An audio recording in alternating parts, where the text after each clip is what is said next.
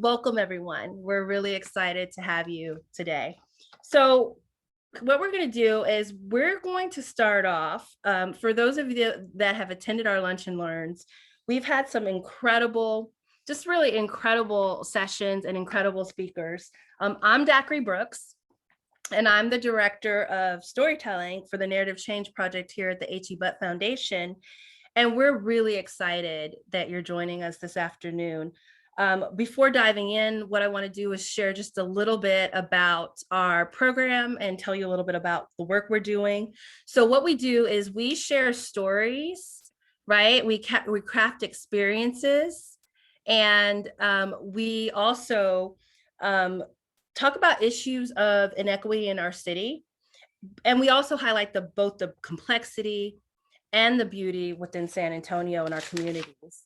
And so our goal, right, is to ask better questions of each other and of ourselves, especially the age-old question, who's my neighbor? And so we hope that you'll continue to lean into this journey with us. At the end of our time this afternoon, we're going to tell you how, but I am really fired up about our guest speaker today. Some of you may have already seen her story and her work. She was actually on the last issue of our Echoes publication, our quarterly magazine. But today we're in for a special treat because we actually get to spend, thanks Marcus, that's the Echoes magazine for those of you who got it in the mail. And so Crystal looks beautiful, doesn't she? And so we get to spend some time today with Crystal, having a conversation with her. She is such an incredible human and community storyteller, a mother, a daughter, an influencer, artist, and her work as a mural preservationist at San Anto has been featured not only on the West Side, but in news outlets across San Antonio. Today, we really do get to have that candid conversation with her. She's going to share a little bit more about her personal story, her life, her neighborhood, her community, and her passion. So I want to welcome you, Crystal. Go ahead and unmute yourself. Before we start the viewing, can you just take a few minutes, just a little slice, right, to tell us a little bit about yourself? Let's see. Did I unmute it? Yes. Okay, where is it? Okay, here I am. There you are. Oh, I'm bigger. Okay. All right. So I'm Crystal Tamez. I am the preservation manager here at San Anto. I'm from the West Side, grew up here in the Alazans and the Casianos, started with a nonprofit organization, Inner City Development and San Anto Cultural Arts, and I never left. I'm still part of it. That's so incredible. You never left. You're still there. I never left. I call myself their chicle, like I'm stuck at the bottom of the shoe, like I'm not going anywhere. So that's me. I love it. I love it. I'm super excited. So some of you may or may have not seen this, but I want to share this. So what we're going to do is we're going to actually mute ourselves, and Marcus, I believe, is going to show the recent video that we have just to kind of share a little bit about Crystal's work and her story. So Marcus, we'll go ahead and get that queued up. And so you all, as you're seeing these things, feel free to jot down thoughts in the chat, but also we want to encourage you, if you have a pen and paper, just jot down feelings you are experiencing as you get to see this video. So Crystal, we're going to show your video. You ready? Here we go. We're ready. This feels so weird. I'm just going to pull it up here.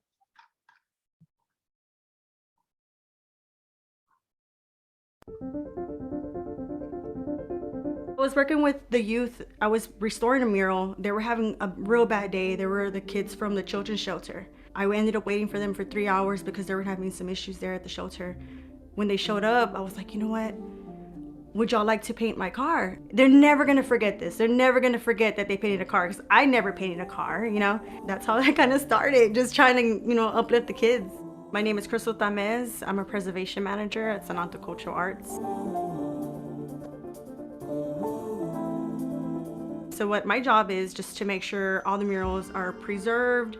If they're faded, I go back, I touch them up, or I make a budget so that we can get a crew out there to fix it. Of course, if there's vandalism, graffiti, I'm the first one to go with my car full of paint, going in, fixing it all up. If I could describe Crystal in one word, it's resourceful. with whatever's presented to her, she's been able to solve it and to achieve it and to create it. We've been here, we're deeply rooted in the west side of San Antonio, so we have a lot of history working hands-on with artists. We tend to work with youth. This part right here, 78207, it's the poorest zip code in San Antonio. She's seen all that, so she understands that pain. There's a lot of heart in the West Side. There's a lot of passion there, you know, and a lot of fight, you know, because of all the obstacles we have gone through. I get to meet so many kids that grow up in the same neighborhood, and it's still in the same barrio, the same place I grew up. They go through the same exact stuff I went through. So I get to connect with these kids and tell them, you're gonna get past it, and you kind of decide on what route you want to take. You can either continue doing what you're doing, or you can come to San Anto and kind of alter your route. And I also have my kids now going over there and helping painting. I want them to express themselves. You're gonna go through obstacles, but for me, everything's temporary. Happiness, sadness, everything. You're going to fail. It's gonna happen. The biggest failure is just you giving up.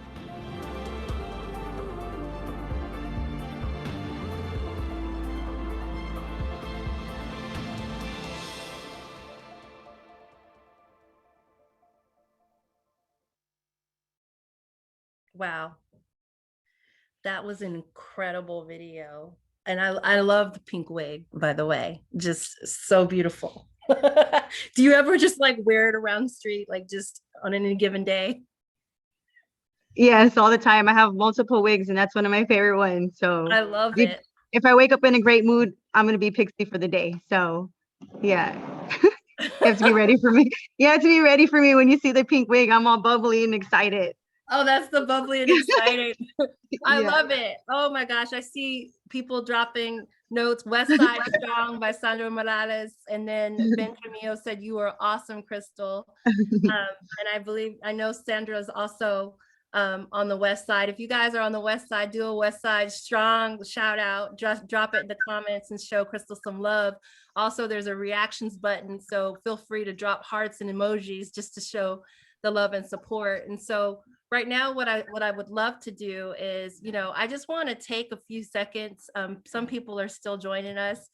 You know, if you have a pen and paper, just jot down some thoughts and comments. We're just going to take about, I would say 30 seconds as we transition over to our conversation with Crystal. So let's just take a quick 30-second little mini reflection and drop down some thoughts and comments, write it down or drop it in the chat.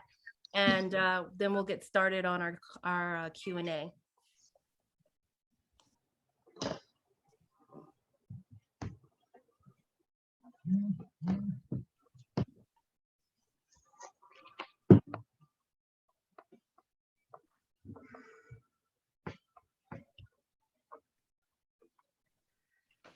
All right. Well, hold on to those. Hold on to any questions, comments that you have. And if in fact you want to engage with us in the chat or message us, you can definitely do that too. So this is where we get to the conversation. So I'm really, really excited. I have so many questions to ask you, but the first one I want to ask you is that I noticed when you talk about the West Side and the passion that you have, your face lights up, you start to smile. Tell me a little bit about like where you grew up and what that was like as a kid. Well, I grew up in the, am I muted? Am I unmuted now? No, you're unmuted. Okay. I grew up in the Casianos first. We did end up moving to the Alazans because we were told they were going to fix up the Casianos. So we got transferred to the Alazans, and I started going to JT Brackenridge and to inner city.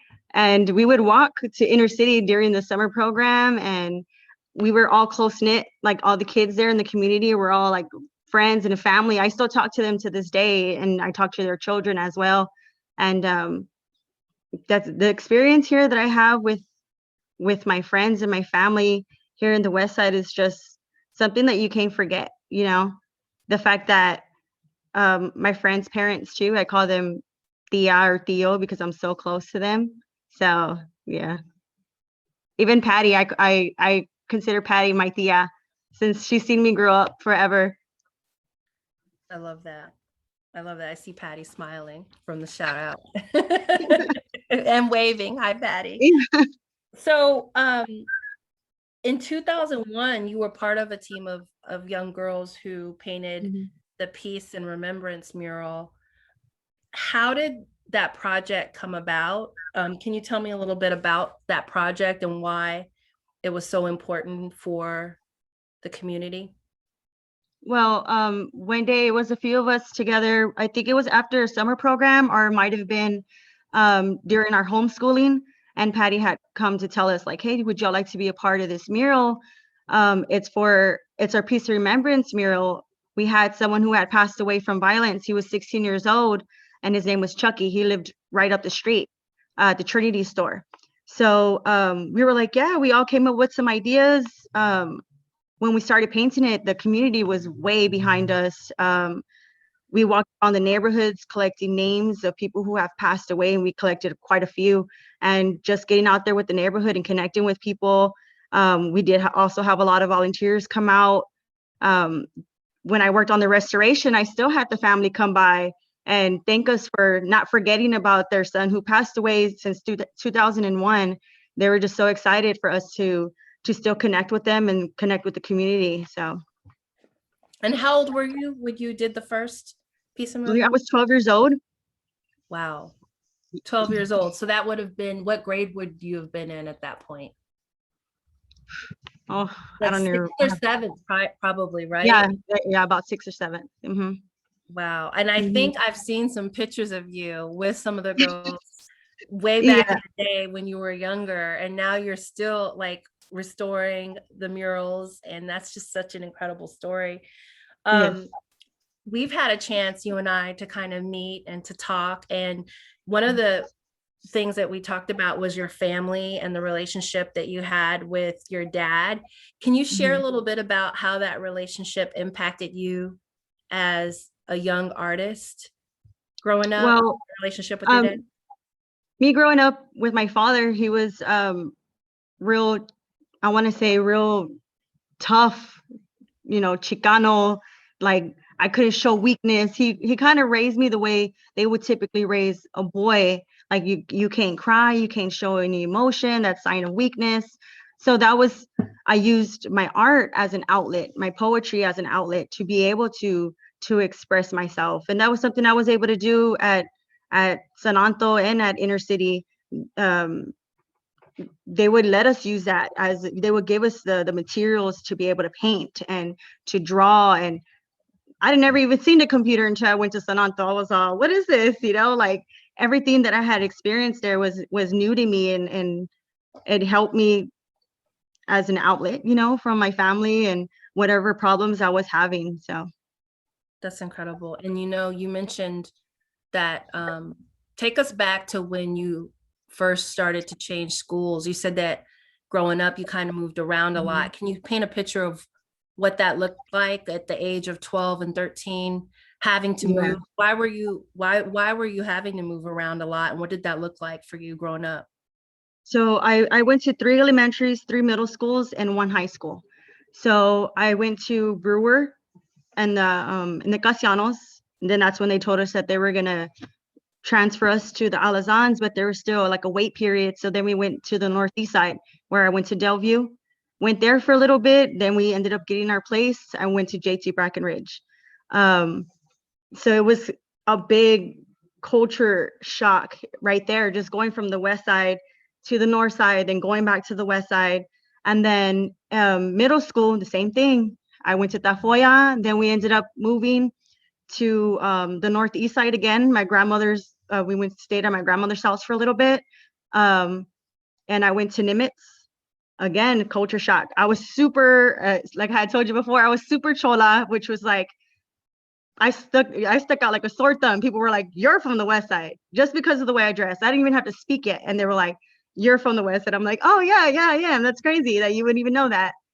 So What's chola? Because I don't think some people may not necessarily know what chola means. it's a cultural thing. Like, so if you ever see a lowrider show, you see the Dickies, the long shorts with the long socks, and the Cortez and the muscle shirts. This eyeliner was like 3 times as bigger than what I have right now. My rosary, my loop earrings, I still have that. I calmed it down a lot, um, but me going over there, I also went to Robert E. Lee High School. And when I went to that school, again, it was completely different.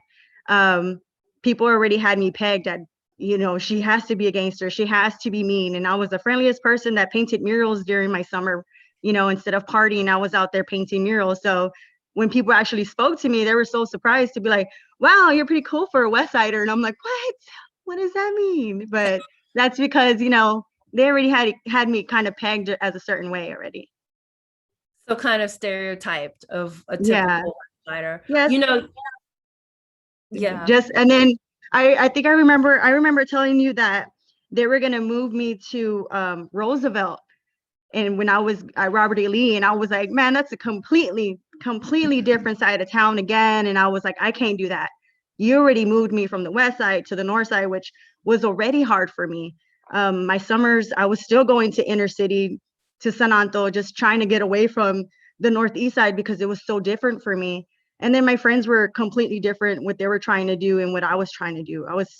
My summers, like I said, I was painting murals. We painted one in 2005 at SAC, and also another one here up the street, and we'll do that during the mural tour. But that was what I chose to do. So I love that. I think one of the things that you shared, can you talk a little bit about your senior year of high school and what that looked like for you? Because we were talking about some challenging times in your life, and you mentioned your senior year of high school at inner city. Can you share a little bit more about that story?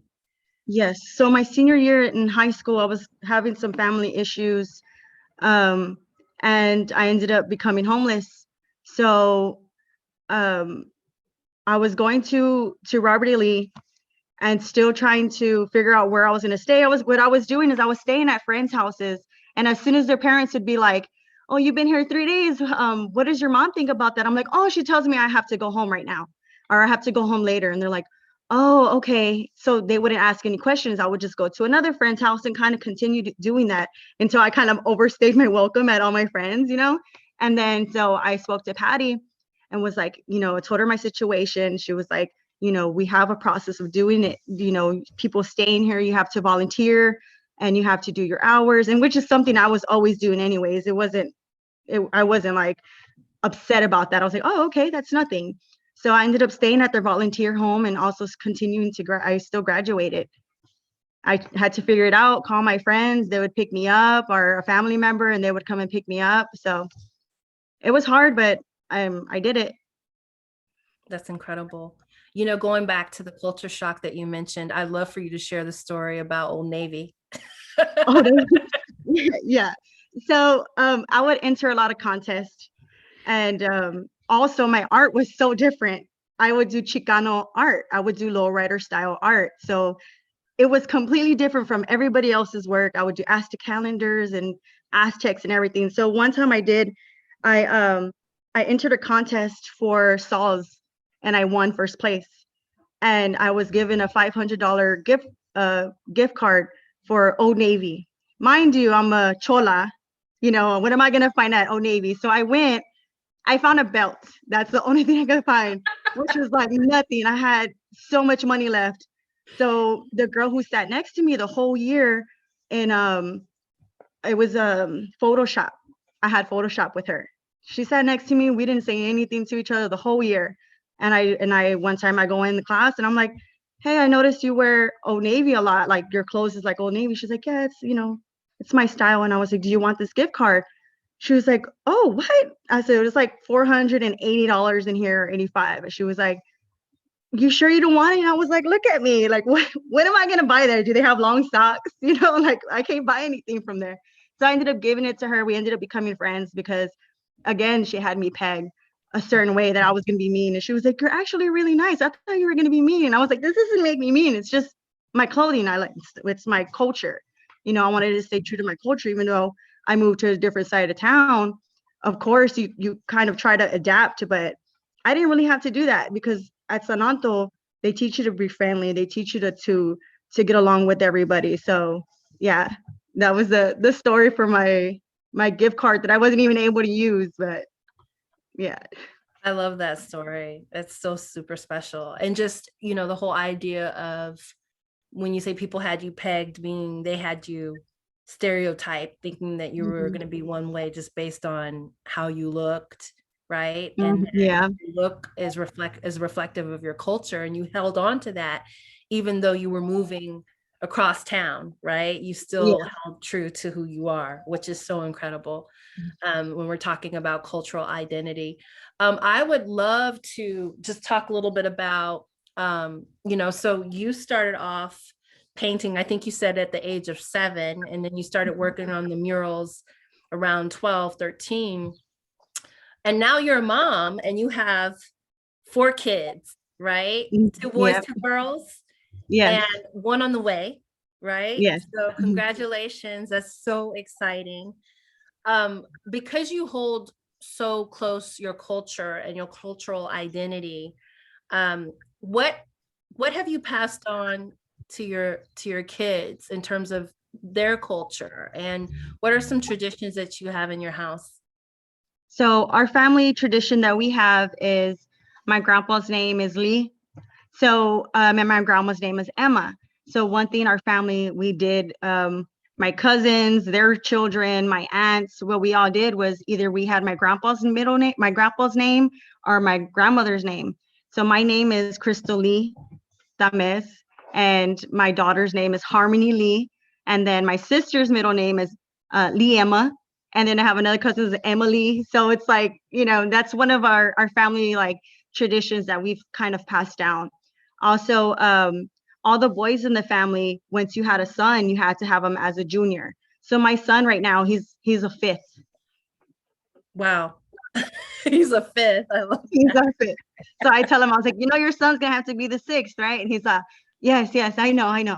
And he's 6 now. So he still reminds me, yeah, I'm gonna have a son one day and he's gonna be the sixth, right? I'm like, yes. I love that. That is so awesome. Um, it's since we're talking about children and being a mom, there was one really incredible story because you talked about being pegged and stereotyped that you shared with me at Starbucks about you had just, I guess, found out you were pregnant, right? And Yeah. can you share a little bit about like how you told the world and what there was a little bit of hesitancy with telling people? Can you talk a little bit about why you felt that way? Yeah, so for me, it wasn't like because I was ashamed or I wasn't happy. For me, it was because I didn't want to be put in a box. I didn't want to be, my job is also where I have to climb scaffolding and I have to be out there in the sun painting, and I didn't want people to be like, "Oh, we were going to ask her to do this, but because she's pregnant, she needs to take it easy and let me not ask her."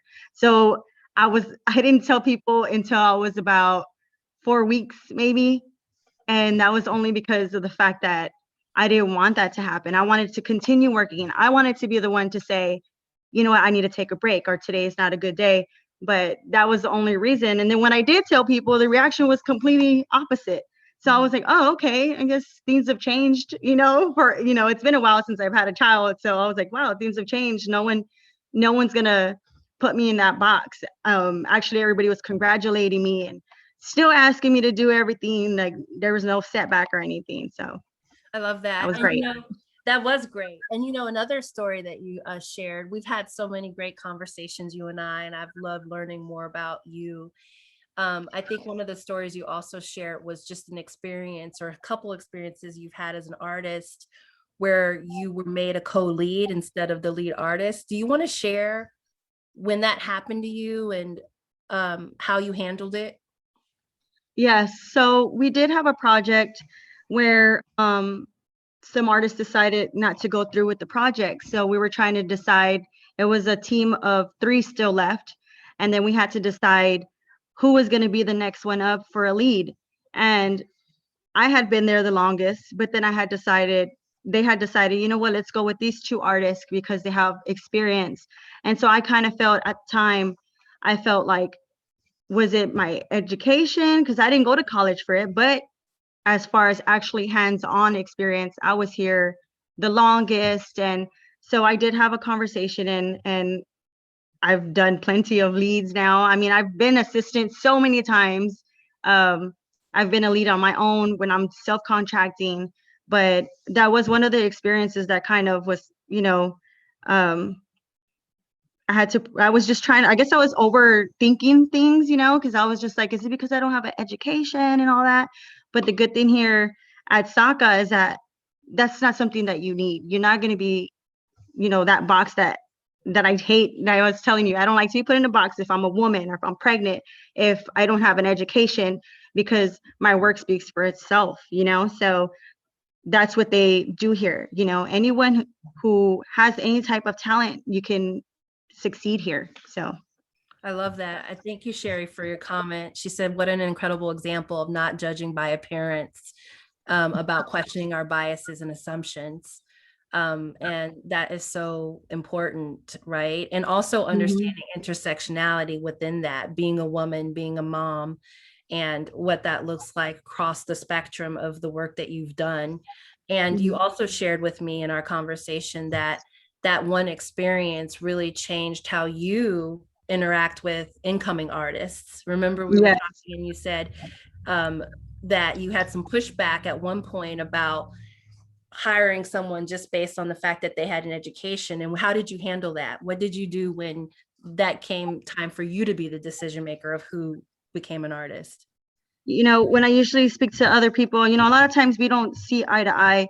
Of course, a lot of people don't, but I use myself as an example to all somebody needs is a chance. There's some people who can paint, but they don't know where can I paint a mural, or how can I get a contract, or how can I, network. So when I come across these artists, not too long ago, we had a corridor art show that Midnight, one of our employees here at San Anto, had created. Well, we had an artist there, and she was painting live, and I went to go speak to her and to give her my card because she painted really good. And I was like, hi, I introduced myself, and I was like, if we have projects coming up, would you like to be a part of it? And she was like, oh, I don't have an education. I didn't go to college for art. I'm self-taught. And I was like, so am I. So we were able to connect in such a way. And a lot of the people working here at San Anto are self-taught. Even Midnight self-taught too. So that's something that I was sharing with her. Like, don't worry, we're real cool over here. Just come over here and we're gonna help you, and we'll get you to the level that you need to be. And she was like, oh, awesome. The very next day, she's emailing me and messaging me. So I love that.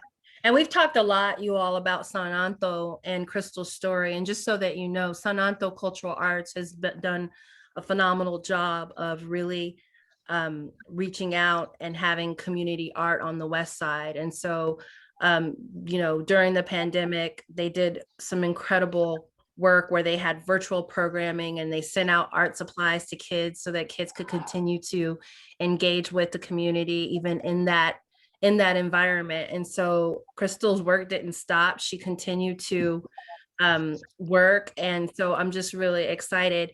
Last thing before we kind of transition over to just the West Side and talking about the community, if there's one word that you could use to describe yourself, what would that be?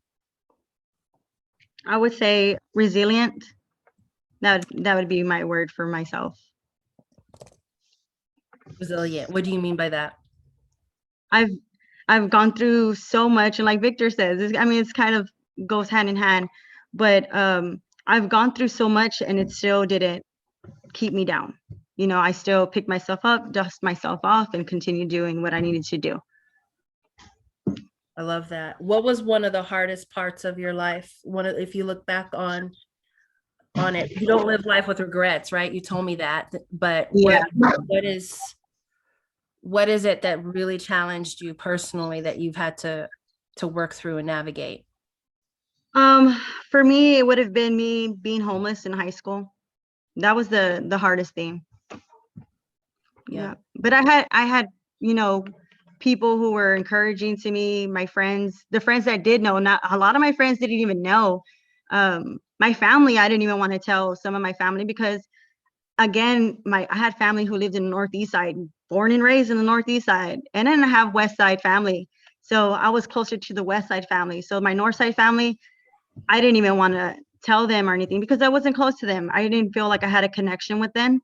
Mhm. So yeah, that was one of my hardest things. I had an aunt who wanted me to stay with her. I stayed with her for like a week and I couldn't do it no more. I just ended up asking Patty. It was just so different. I would just sit there all day and wouldn't eat or nothing. Wow. So people call the West Side, the zip code 78207, the poorest zip code in San Antonio, right? And you shared with me how you felt about that statement. So when someone tells you, well, San Antonio is the poorest zip code, on the West Side, that's the poorest zip code. Like, how do you feel when you hear that? Like I had said before, for me, it's like, if that's what it is, if that's facts, if you can prove that, then yeah. But for me, being poor isn't just money. I feel like people in the West Side are rich, because we value different. We value family, we value our morals, we value our culture. So I feel like in the world's definition of rich, of course it's different for us.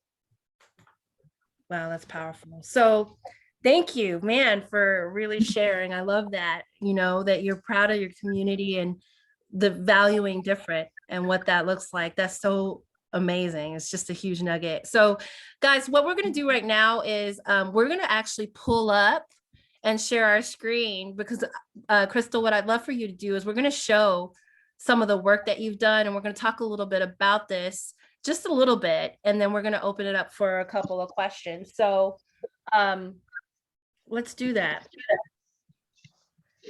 Can everybody see the screen? Yeah, okay.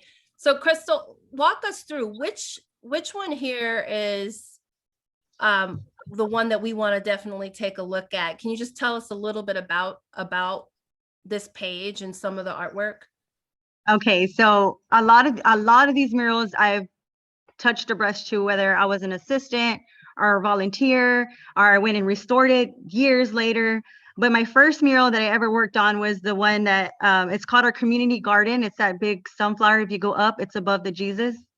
Mm-hmm. That one, it was my first mural that I went to go help with Patty. And I never forgot it because every time we drove by there, I would go to the Bazan library and I would tell my mom, I helped on that one. I helped on that one. And I was 7 years old. So that's kind of how it got started, was with that one. That one since has been covered up.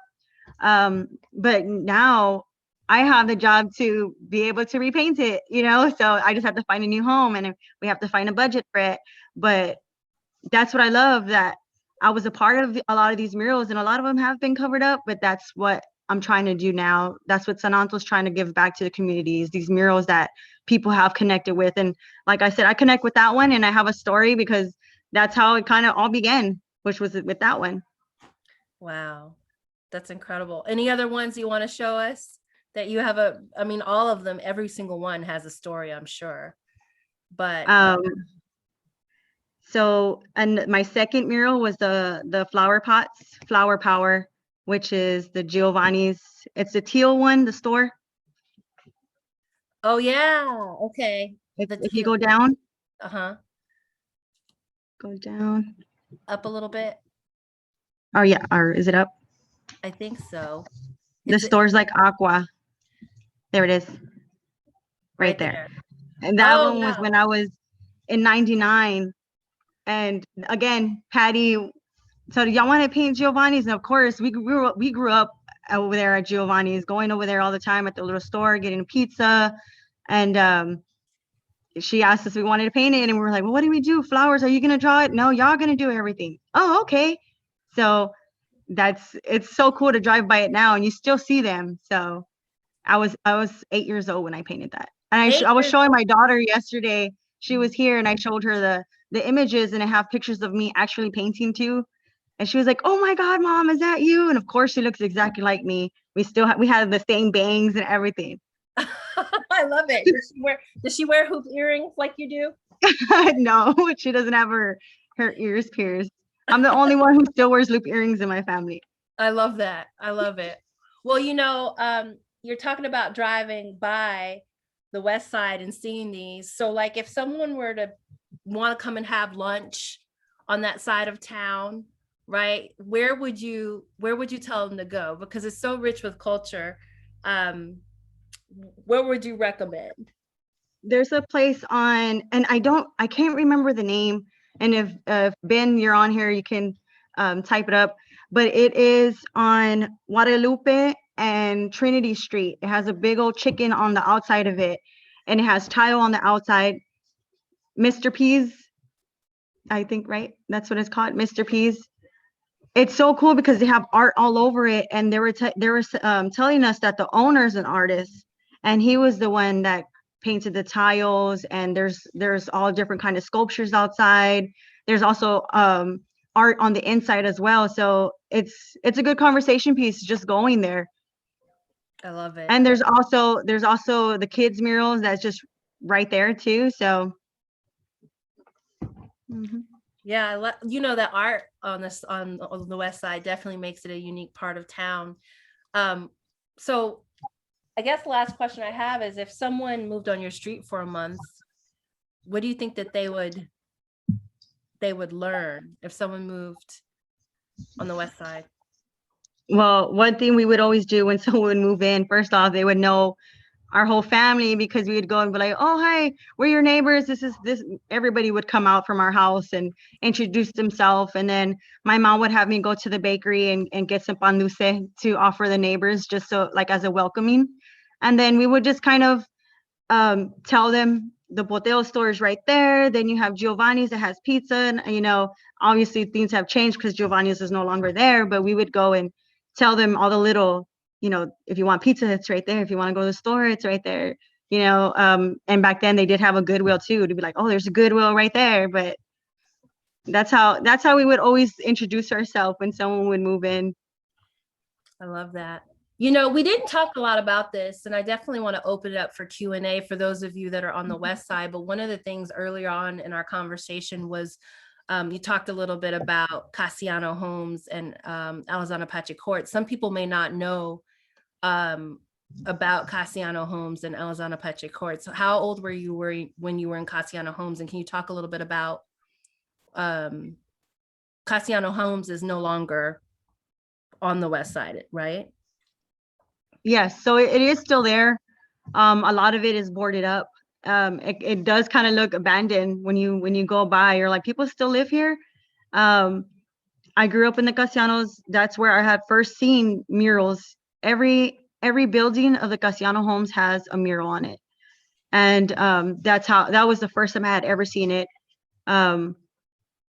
They had told us they were going to move them, or they were going to tear them down, and they never did. But it does look like it's kind of abandoned. A lot of them are boarded up, and there are still people that live there, which was shocking to me when I drove by. I was like, why are people still here? It's crazy. And then, of course, we moved to the Alazans, and then right now they're going through what they're going through with changing them too as well. So yeah, and that's what was the public housing that you lived in. And you also said that when you were growing up, like you saw violence too, right? Yeah, growing up in the Cassianos and the Alazans, I saw a lot of things that children shouldn't have seen. And the good thing is like, my kids don't have to see that. It's calmed down so much considering the way it was then. It was so bad. But I was also fortunate enough to be off of the streets, to go to inner city in San Anto to keep me, busy. A lot of it was, people getting in trouble because they had nothing else to do. They had no outlets. They were just there, they didn't have, the good thing too is like, inner city had basketball, which was good for the young boys that needed to be kept busy. So, and when I was going to Cassianos, they didn't have any of that. So it was pretty bad over there. There was a lot of shootings, and it was bad. So it was good that we were transferred to the Alazans, and I was able to go to Saha. I was also going to their summer program, and then I would go to inner city, and then I would go to San Anto. We would kind of go everywhere where we can eat. Oh, they're gonna have a field trip over here. We're gonna go, we would kind of just go wherever we could. So I love that. Well, okay, so that was really powerful. And I know we jumped a little bit back and forth, but I love the way that conversations unfold. And I love the fact that there's flexibility within that. I'm going to now kind of open it up for some questions. I see people have put in the chat of learning more about your story. And I see Sandra's beautiful face. I see Ben, who's super excited. And so if anyone has any specific questions, let's just go ahead and take a few minutes to open that up. You can drop that in the chat, or you know what I love? This is a conversation, right? So we're having a conversation with Crystal. Why don't we have somebody just share a comment or open it up for a question, show Crystal some love. So who has a question? I don't have a question, but I just wanted to make a comment that your story is so inspiring, Crystal, especially working with children on the West Side, and the fact that we work with them to build their resiliency. So you are a true testament to that. And, you know, when you speak about murals, I mean, your work is important because anytime we onboard new staff members, our program director usually takes them around the neighborhood to show them the murals to get a good feeling, and to also to try to understand the community, the history, the culture, and the importance of what these murals mean to the West Side. And so thank you for all that you do, and really proud of you. Thank you. I believe Sherry Johnson had a question. Sherry, would you like to ask your question directly? I could try. Let's see. I think, hi, Crystal. Thank you so much Hi. for sharing your stories. I have a question about, when did you find yourself sort of transitioning from a muralist, someone who does murals, into that further blossoming of being the convener or gatherer of other people to do them too? What was that transition like for you? I had always kind of, because one thing San Anto does is they do have restorations too, but they didn't have someone to do it like a full-time thing. So now I have more of a time to do it, you know. But I had always kind of worked on restorations even when I was younger. But since December of last year is when I gained my job here at San Anto, and I'm trying to go full force with these murals, the ones that have been covered up. I'm like, which one can I do first? You know, trying to get these meetings together. So it's a little overwhelming because I want to do so much. And Ben's like, all right, we have a goal. Let's reach our goal. I'm like, okay, you know. So Victor's like, you don't pull yourself every which way. I'm like, there's just so much I can do, you know. So yeah. That's great. Marcus, do you see any other questions in the chat? Well, I have a question sort of via Patty Radel. I didn't know if Patty wanted to ask it or not, but earlier in the conversation, Patty was talking about Crystal as a person who has cultural muscle. And I just love that phrase, to have cultural muscle. And I was curious, Crystal, if you could talk a little bit about what it means to develop cultural muscle and why you think it might be important. Cultural muscle. I would have to have Patty tell me what cultural muscle is. How do I have that, Patty? Tell me what it is and I can explain it. Well, you know, people have a lot of muscle. Supposedly they have a lot of strength, right? And, you know, you are very aware of your culture. I can't say that so much for myself. When I was little growing up Irish, I just thought everybody in the world learned Irish songs and was shocked when my husband didn't know the words to, you know, but you are so aware, you know, so aware of what makes you a cholo, you know, your expressions within your art, you know, it's so obvious. But you know, the culture is mixed, right? You talked about clothing, you talked about, you know, where you come from, you talked about whether or not you have education, and you are comfortable with knowing all of your past, and you are comfortable within the present, and you carry it. You need strong muscle to carry all that, and you don't necessarily feel like you have to put it down. You know, Yeah. it's a part of you. So you are such a strong person. And you are comfortable, and your joy about who you are, I think, comes through. So you're very strong. Thank you, Patty. Oh, you made me cry. My eyeliner is gonna be going down my face. I love that. I love that. Patty, thank you for sharing. And that's what an incredible just interaction to see both of you on the screen and to have that relationship from when you were a little girl, Crystal. That must be I, amazing. I want to share something. When I worked on the restoration, Patty came to help. And we did the restoration about, when was it? Like 3 years ago, Patty? Probably more like two summers Like ago. 2? 2 summers ago, So summer of 2019. Patty shows up and she has the same pair of jeans that she wore in 2001 and her same Levi jeans. And I was all, she goes, do you recognize these jeans? It's the same ones. I'm like, Patty, you still fit in those? Like, wow. I was like, I've grown so much since then. But yeah, I just wanted to share the story because I thought it was so cool. I was thinking, I met up with Crystal one time when she was going through some, adjustments with San Anto and all that. And I think, okay, she's sitting, going through a budget, reviewing a budget for a mural that she was supposed to be doing. And I'm thinking, this is the same girl that I watched struggling at the whiteboard, with math in the homeschool. And it was such a delight to see, oh, wow, she's talking budget, she's talking taxes, she's talking whatever. It was impressive. Yeah, that's awesome. I love it. Thank you. One idea that came up earlier, Crystal, was the idea of resilience and how you learned resilience because you had to. And I was curious if this is something you guys talk about or something you're transparent about with the people you work with. How do you teach them resilience? So I just use, like I said, I use myself as an example a lot.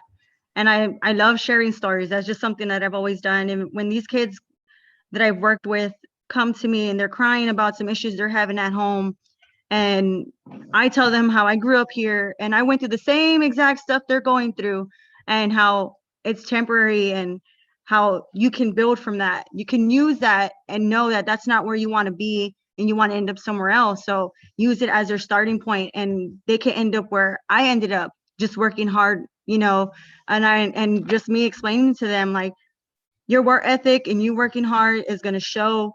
And because education is real big to me, but the fact that I didn't have it as far as like my art, because this is my education here at San Anto. They taught me so much here. I learned from other artists, hands-on. I learned from going to the library. I would always go to the library all the time, check out books and how to draw and stuff like that. So being self-taught. But I told them, you have the power to change all that, and that's how you build yourself up from where you began. You know what I mean? So I love it. I know we had a conversation about you said your dad was machismo, right? Like he was really strong and he taught you how to be strong and that you're also resilient. But what you shared with me also is that you've over the years learned how to open up because you hold both, right? Being strong, but also being open and allowing yourself to be more vulnerable. Can you share a little bit about how you've started to get in touch with your feelings more? Yeah, it was just recently too, within the last, I want to say 3 years or 2 years, because like I said, my dad was just like, don't show weakness and we're proud people. You don't do that. Your business is your business, your issues. You don't rant about what's going on. But then I had a friend, my friend Ashley, she was like, dude, it's okay. It's okay for you to say, I need help. It's okay for this and that. I'm like, oh, okay. She goes, I'm a mom too, but I will say I need help. She goes, I know you're a proud woman and you always done it by yourself, but it's okay to reach out. And then also with my work, I started, I would express myself in my work, but I still wouldn't tell the truth when I would paint. I would do a lot of cultural stuff, but expressing myself, I had just recently started painting 2 years ago what I was really going through. I was in an abusive relationship. So I started painting portraits of, that happening. So I started expressing myself a whole lot different and being able to be true to what I'm going through and sharing things. So I love that. I know in the conversation you shared that when you were going through that abusive relationship, you would come home and paint dark stuff. And then You said you would, what, after you? I would, after I was over it and I got past it, I would repaint. I would paint over the same dark canvas and put light in front of it, like bright colors, and to just show that I've gone past it, you know. But I would sit on that painting until I knew for sure I was done and I was over that, you know, whatever emotions I put into that. I would paint with my hands or use a brush and angrily paint, you know, and then when I was happy, I would go and repaint it. And I have that in my art room right now because it's just a reminder of how I've gone past, you know, gone past it. I love it. I think that's so beautiful. I think Patton has a question or a comment. Well, every time 30 seconds pass, I have a new one. So especially this last thing you just said, I kind of want to sit on that.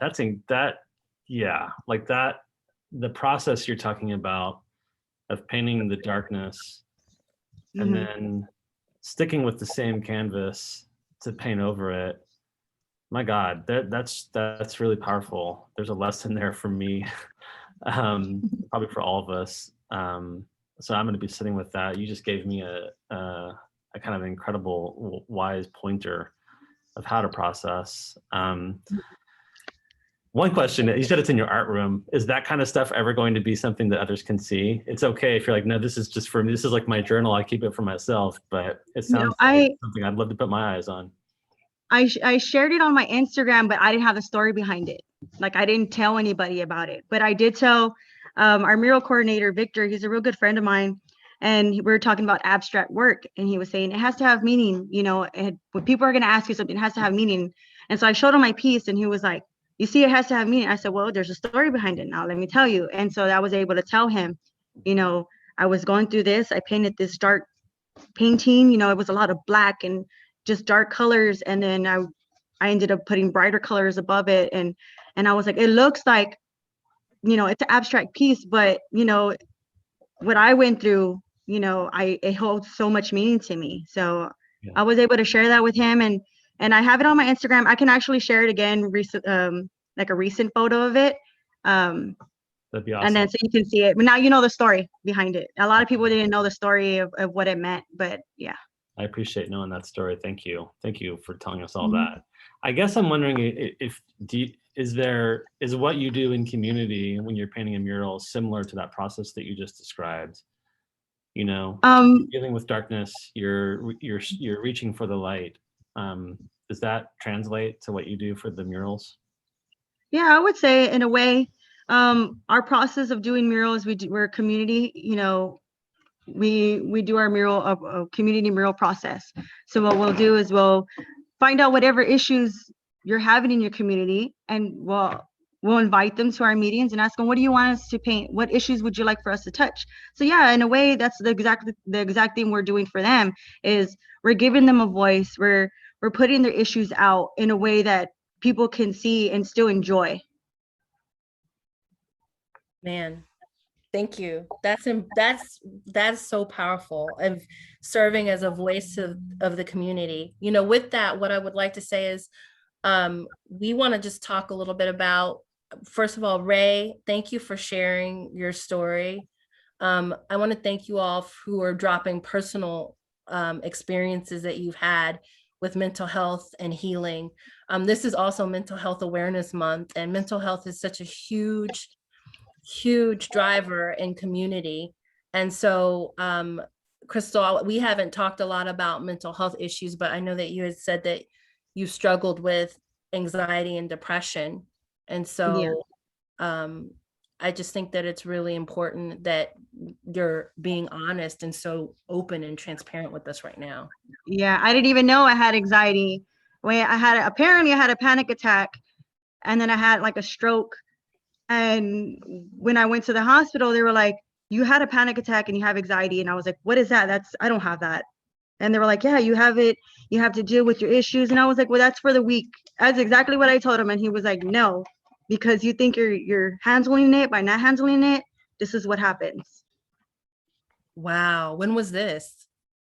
This was 4 years ago. It happened. And then it happened like 3 other times.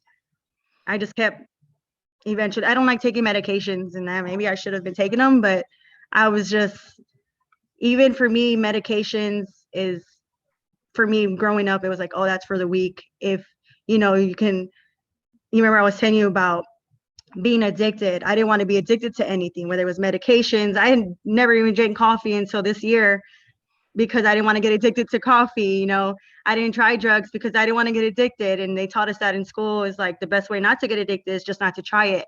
So I'm sorry, I'm reading the questions and then I'm trying to focus. No, you're good. I think you're good. We're actually gonna wrap it up. We had a lot of great questions, and I'm just so thankful for you sharing your story. And I'm thankful for you all that engaged with us in the chat and asked questions. What we're gonna do is a couple things as we begin to close out. One is we have a very quick Zoom poll. And so what we want to do is just, if you click, we're going to click on the polls. And if you could just take, I would say 30 seconds to answer some of these questions. We want to know about these experiences. And this is just a quick poll. You know, let us know if you learned something new about your neighbors and if you plan to continue that. But yeah, go ahead and just take a few seconds to answer that poll. Also, Crystal, can you share your Instagram with us? I think a lot of people would love to follow you and follow your story. Is it right there? There it is. Awesome. It's the same one that I've had since high school because I couldn't remember. I was not good at computers or anything, right? So I still stay with the same one. I'm Cry, and Rain is my daughter. Oh man, I love that. That's beautiful. So, you know, Crystal shared a little bit, you all, about the Peace and Remembrance mural and the story behind that. And we want to invite each and every one of you who are on here who are local in the San Antonio area to see the preservation of that, because when she was 12, you did the Peace and Remembrance mural, right? And you actually have restored it as an adult. And so what we're going to have is on Saturday, so a week from this Saturday, May 15th, we're actually going to have a private mural so that Crystal can walk us through the West Side and show us some of these murals and also share with us some stories behind the murals. So we want to definitely make sure we dropped a link in the chat so that you have that. It's going to be a mural tour. It's Saturday from 9:30 to 11 a.m. We're going to meet at San Anto Cultural Arts. And also, we just want to encourage you to continue to lean in with us as we continue to learn. We actually have a learning library also, so that if you want to continue to learn about the work we're doing at the Narrative Change Project, you can access that as well. And I hope that you all will take the time to read the Echoes publication. We're going to drop the story there and also the video that we shared earlier in case you want to rewatch that and share that with your friends and your colleagues. Crystal, I really want to thank you for your time and for being honest. I love your background there to see that work behind you. Yeah, it's beautiful. We just enjoyed spending time with you today. Thank you so much. Yeah, so everyone have a wonderful, I guess, Thursday, and don't forget to sign up so that we can be walked through the west side of town and Crystal can show us the murals that have been done on that part of town. Thanks, Crystal. Thanks, Dak. Thank you. Thanks, everyone. Bye. Have a good afternoon.